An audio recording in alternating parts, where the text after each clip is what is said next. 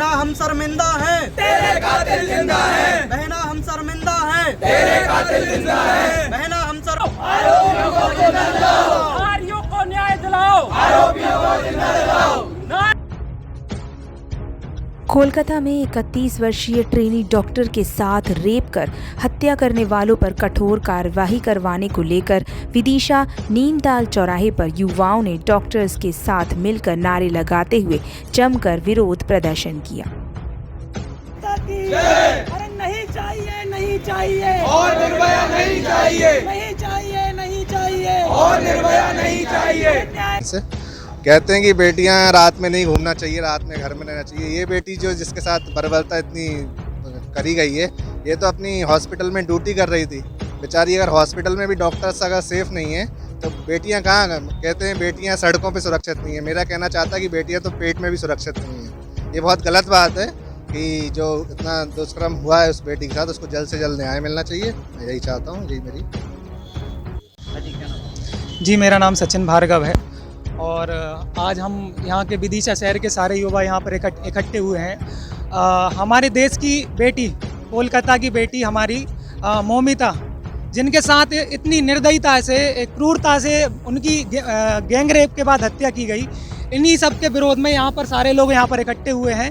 और हमारी सरकार से मांग है कि जब तक हमारी उस बहन को न्याय नहीं मिल जाएगा ना, तब तक हमारे ये लोग, जिस दिन ये लोगों का दिमाग खराब हुआ ना, हमारे देश के लोगों का दिमाग खराब हुआ, फिर सरकार कहेगी ये क्या कर रहे हैं आप। सरकार खुद इस देश की कानून व्यवस्था को खराब करना चाहती है।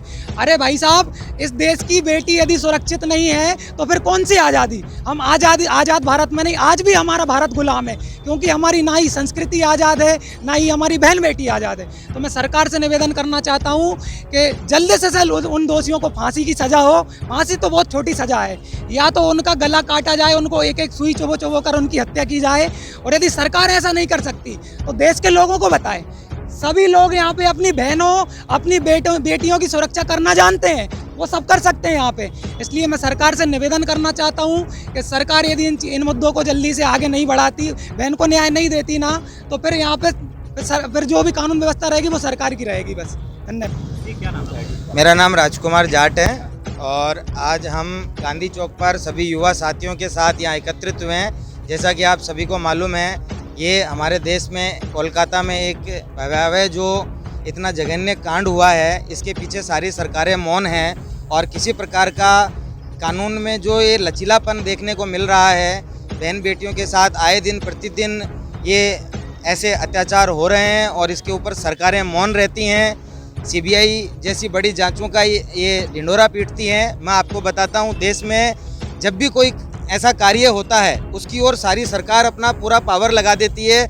आप देख लीजिए, किसी शॉपिंग कॉम्प्लेक्स में अगर आग लग जाती है तो इन्हें फायर सेफ्टी के नियम याद आते हैं। किसी जगह का अगर पुल टूट जाता है तो इन्हें निर्माण में कमियां नज़र आती हैं। हर जगह के निर्माण कार्यों की समीक्षा बैठक ये करने लगते हैं। तो इसी तरह से अगर देश में कोई भी ऐसा कांड होता है या इस प्रकार की घटना घटित होती है तो 3 दिन के लिए सरकार की आंखें खुलती हैं। चौथे दिन हम देखते हैं सरकार भी इस चीज़ को भूल जाती है और देश की आम जनता भी इस चीज़ को भूल जाती है। लेकिन क्या क्या जैसे जैसे रोज़ रोज़ ये ऐसे अपराध जब होते जाएंगे तभी हम जागेंगे। न जाने ऐसे कई अपराध पर्दों के पीछे आज हो रहे हैं जो कि उजागर नहीं हो पाते।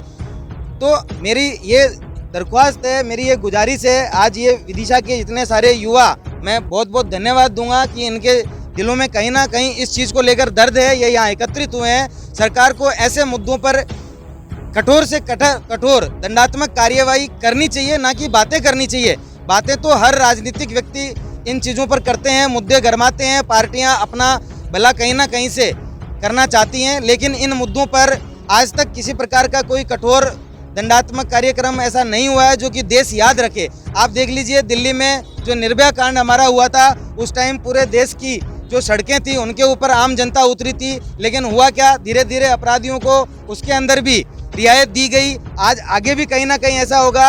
मेरा ये मानना है कि कठोर से कठोर कार्रवाई या तो सरकारें करें, ठीक, राजनीति की जो रोटियां हैं वो पार्टियां और सरकारें ना सेकें, वो अच्छे से अच्छे दंडात्मक जो कार्यक्रम हो सकते हैं वो या तो करें, नहीं तो आम जनता को छूट दें। हम जैसे जो युवा हैं वो बीच चौराहे पर ऐसे लोगों को काटेंगे, पीटेंगे और बढ़िया समाज को सुधारना आम जनता को फिर आता है। जब जनता को सरकार बनाना आता है तो जनता को सही और गलत का फैसला करना भी आता है। और मुझे पूरा भरोसा है अगर ऐसे ही हमारे युवा इन चीज़ों को लेकर ऐसे जागरूक रहे तो ये सरकारें बहनों की रक्षा करें या ना करें, लेकिन ये युवा पीढ़ी आने वाले समय में जरूर बहनों की रक्षा करेगी। और मैं सभी से गुजारिश करता हूँ कि अपनी बहन और बेटी को ये खुली छूट दें कि अगर कोई छेड़े तो आप उसका सीधा गला काटें।